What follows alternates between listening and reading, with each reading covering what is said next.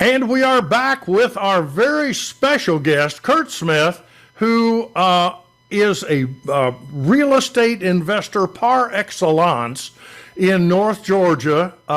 Curt and I have been members for years of the Georgia Real Estate Investors Association. He has attended some of my training. I've attended some of his. I've learned from Curt every time I've sat down. And when he offered to help educate me and you a little bit about manufactured housing, I jumped at the chance. And so I'm just thrilled to have him with us. Curt, what are you doing here talking to us about manufactured housing? Well, I'm a present owner of 12, 13 double wides on their own land that I bought just after the recession, foreclosed. 5 members of Georgia REIA, GAREIA.com, pooled their money and bought a mobile home park in South Alabama in the ideal location, just north of tourist areas where the inhabitants of mobile home parks are workforce housing. They worked in the tourist trade in South Alabama. We sold that park after 5 years, and it was a great deal. That is fantastic. Well, my experience began with detached single-family homes, and I was always, this was in the 70s and 80s and 90s, and I just flipped one not long ago in Austell, of all places. But it's becoming harder and harder to make the dollars work, and you and I agree that we are in an affordable housing crisis. And why has, I want to share the screen here and just look at a few pictures and then and some of these are just humorous. So bear with me. I'm going to click share sound right here, and you should be able, this should pop up on your screen. Curt, got it. Why does everyone hate manufactured housing? Well, I don't want to use the phrase that you often hear because I don't think it's appropriate. It's because of a thought about who lives in manufactured housing, and that's not true at all.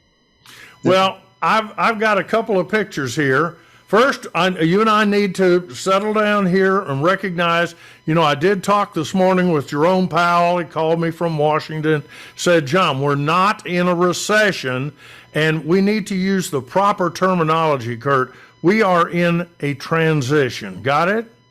Yep. Okay, good. As long as you understand that. Now, this is some people's idea of manufactured housing. What is going on? Your homes don't look like this. They don't. I have seen them, and I've bought them like this. And John, regular housing that you've bought, that's a stick-built regular house. You've bought them just like this. And worse. It has nothing to do with mobile homes. And worse. And it has to do with people's mental state of mind, and there's a lot of mental disease. And this being tough times. I think you're right.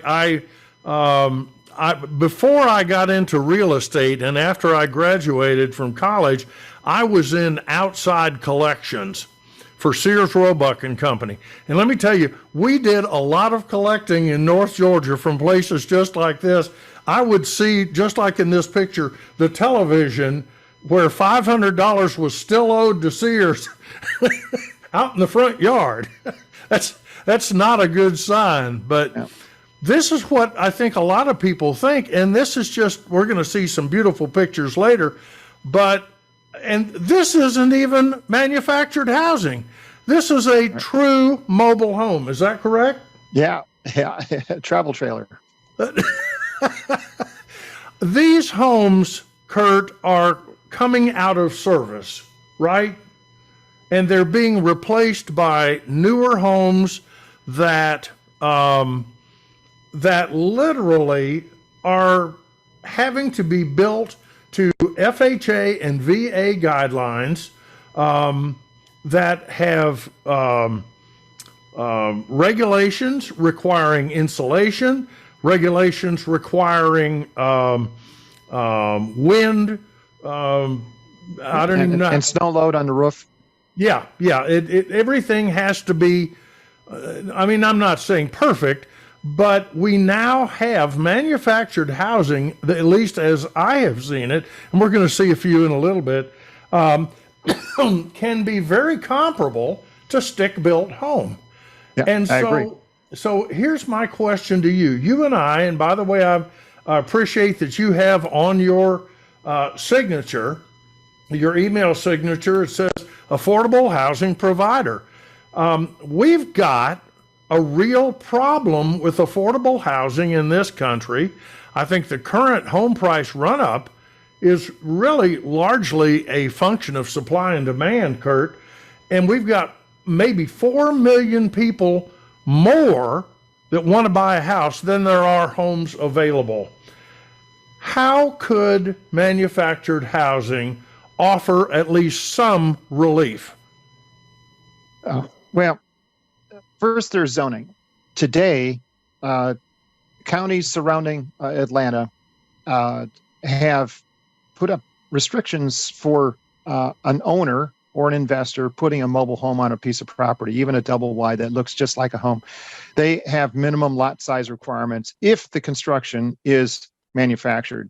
If it was stick built, you could probably put that same square footage on a half to a third or a quarter of the lot. Many of the counties require 2 acres to put a mobile home. So Is this zoning. is it the local people who don't want the pictures that we just saw, or is it misconceptions, or talk to us just a little bit about how do communities surrounding a manufactured housing community, how do they experience appreciation as opposed to stick-built subdivisions if they were similar? Yeah. We should talk to the Bartow County Board of Commissioners, because they have probably the worst attitude about mobile homes of any of the surrounding counties. They're trying to run mobile homes out of the counties by enacting strict requirements for high-pitch roofs, which are much more expensive home, and they can't allow if a home goes vacant for more than 6 months, it can't get an occupancy permit. In other words, power put back on. So that's just an example of a surrounding county that just hates mobile homes. So why? It's because of those pictures. It's a bad reputation that there needs to be an advocacy for allowing mobile homes to be added on one's own lot that is a smaller footprint than 2 acres. Wow. It's all government and perceptions about zoning and NIMBYism that folks with $300,000 house subdivisions are loath to allow zoning for a subdivision of double wide, even double wides, which look just like homes. Yeah, you mentioned a word that some people may not be familiar with, and it's NIMBY, which I learned some time ago means not in my backyard. I don't care, you can put a trailer wherever you want it, but not in my backyard.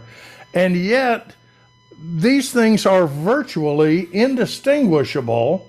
I mean, unless you're like a home inspector or somebody, you'd have a hard time telling today's manufactured housing, especially on the higher end. And yet, Curt, can they build these houses, I understand, as little as, or these manufactured homes, as little as 50 cents on the dollar in terms of the cost per square foot? Oh, that's true. That's remarkable. And I guess you get economies of scale, you get year-round construction because they're built indoors. They know exactly how much of everything they're going to need. And has your experience been good or bad with the newer homes, energy efficiency? Oh, well, all homes have to meet the same high energy efficiencies. So, the R30 roof, et cetera, et cetera. So there's no differentiation between the construction standards by each county's efficiency standards. Right. So they're an efficient home to live in, and they're sturdy. There's some study in the hurricane areas where stick builts took a worse beating from a hurricane coming through than a properly held down mobile home. And the mobile homes can be quite durable, even in storms. Wow. Let's talk for just a second. You mentioned zoning, and I know that that's a big issue. The National Association of Home Builders came out with a study a couple of years ago that said the average cost of compliance with government requirements on a stick-built house is about 26% of the cost of a new home. And if you're looking at an average home in America today, according to Case Shiller, about $350,000. We're talking about a lot of money here. Of the $350,000, almost $90,000 in compliance costs. Does all of that flow through into a manufactured housing, or can some of that be streamlined? Well, some of that 90 is that R30 insulation we're talking about, and some of it is the impact fees that developers pay to the county for the shared infrastructure. So we can't badmouth the entire 90, but since manufactured homes have to be built to the same energy and the durability standards as stick-built homes, they're equivalent, just that they're cheaper and faster to put up. And one additional question, and this is drawing on your experience in this field and the fact that I'm just learning about it. Talk to us for just a second about financing. I know you have been, and I learned real estate finance at the feet of John Schaub and Dykes Boddiford and Steve Jordan. So I was very much focused on owner finance and trying to use creative financing and not focusing. But in today's market, what types of funding are available, say for a young couple who has been priced out of the stick-built home market, and they find a community where they can buy a relatively new manufactured home at a price that works for them? What type of financing might be available to them? So Fannie and FHA will finance a mobile home, either single wide or double wide, but there's prerequisites. It has to be newer than around 2001, if I remember correctly, and it has to be on a permanent foundation. In other words, it can't have a plastic skirt. It has to be on cinder blocks. And if it meets those, and of course passes inspection and appraises, you can get Fannie financing just like a stick-built house. Wow, I had no idea. 30-year fixed rate? Yeah, we're the same. Now, the home has to be there. In other words, it's used, or a developer put the home up or the subdivision up. It's a different story if you're starting with raw land. You put in the septic tank and run the water line. Now you're in a construction situation, and the mobile home manufacturers have a higher interest rate, higher down, higher fees, financing that's typical in the mobile home industry, chattel financing. So most mobile home owners started out in a DIY, bought the land, put the home on it themselves, bought it from a local Clayton lot. It's just like a car lot, only it's a lot for mobile homes. And buy here, pay here. It comes with high interest financing. But you possibly could refi that out once you have it all set up with a Fannie loan. Possibly. I've not done that. But I do know the newer homes on permanent foundations can be financed with traditional bank financing. Wow, that's very interesting. And I guess as a matter of fact, a lot of the people listening to this program or watching right now, Curt, are folks that have been landlords of traditional stick-built houses. and they're familiar with Georgia landlord-tenant law. Does all of that, Georgia 44-7, does all of that apply to manufactured housing, or are there any different rules related to rentals? No, because Georgia landlord law is a relationship between someone who's renting from you. Doesn't matter what the structure is, so it all applies. The one thing about, because placement of mobile homes and where mobile homes currently exist has been a zoning issue. These homes exist in rural areas, either unincorporated or in very small towns. But outside the metro 17 counties, predominantly the most popular structure out there are mobile homes. There's more mobile homes in rural America, in rural Georgia, than there are stick builds. But these homes are not near in. And let's say, as you know, Margie and I like to drive to St. Simons from time to time. We get out on I-16, and I can actually drive that 2-hour stretch while I'm sleeping, because there's not a whole lot of traffic on I-16. And the weakest part of the entire trip is Dublin. There are no people in Dublin. There's no business in Dublin. And they're not, they say they're not making any more land. I think they're making more land in Dublin because nothing is there. Is that the kind of community where I'm going to find some manufactured housing? And is it going to be hit and miss, or is land zoned for that and we can actually see relatively new construction there? No new construction. Because counties aren't permitting new subdivisions. I've bought many homes that are in small towns like Bethlehem, Georgia, which is on 316 most of the way to Alabama, to Athens, Commerce, Georgia, Maysville, Georgia, Toccoa, Georgia, and the developer would buy a street, or they'd buy the rights to a street, and they'd plunk down mobile home after mobile home on 2-acre lots. Sometimes the lots are real skinny, and the homes are a normal distance apart. So all over small town Atlanta, small town Georgia, and the country, you'll find individual mobile homes out in the middle of nowhere, which is a tough rental, as you know, and also in communities that might be a couple miles to town. Very interesting. Well, listen, we have got to run. I'm going to invite you right now to come back another time and let's talk. And I'm going to be, as you were talking, I was showing some pictures of attractive manufactured housing. So people, I want you to know it's out there. The good stuff is out there. But let's invite Curt Smith to come back and share with us some of the nuts and bolts of mobile home investing. And we're also going to have an interview with, if I can get them, somebody from the National Manufactured Housing Institute to talk to us about this zoning issue. Because, Curt, I understand it's not just Georgia. This is a national problem. Is that your take? Yep, everywhere.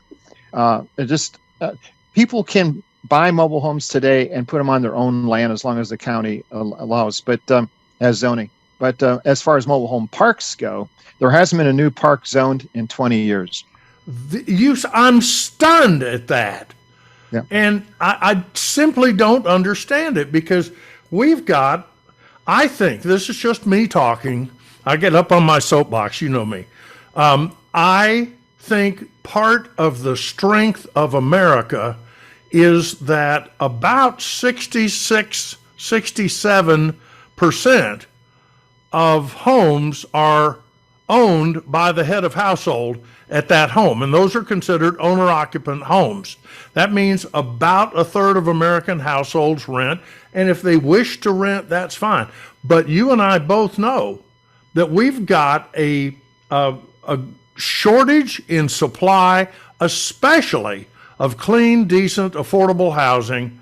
And if you're telling me that no park has been permitted that you know of in the U.S. in 20 years, that's crazy. They're also losing their permitting especially in Bartow County.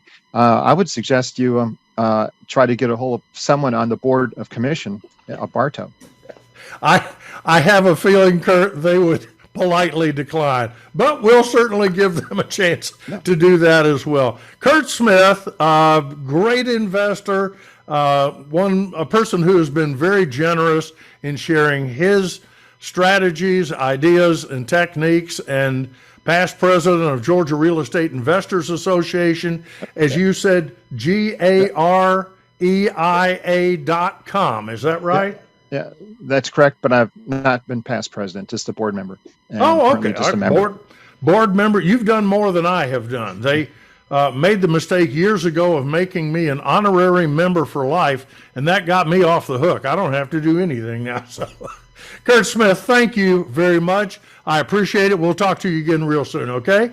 Bye now. We're clear.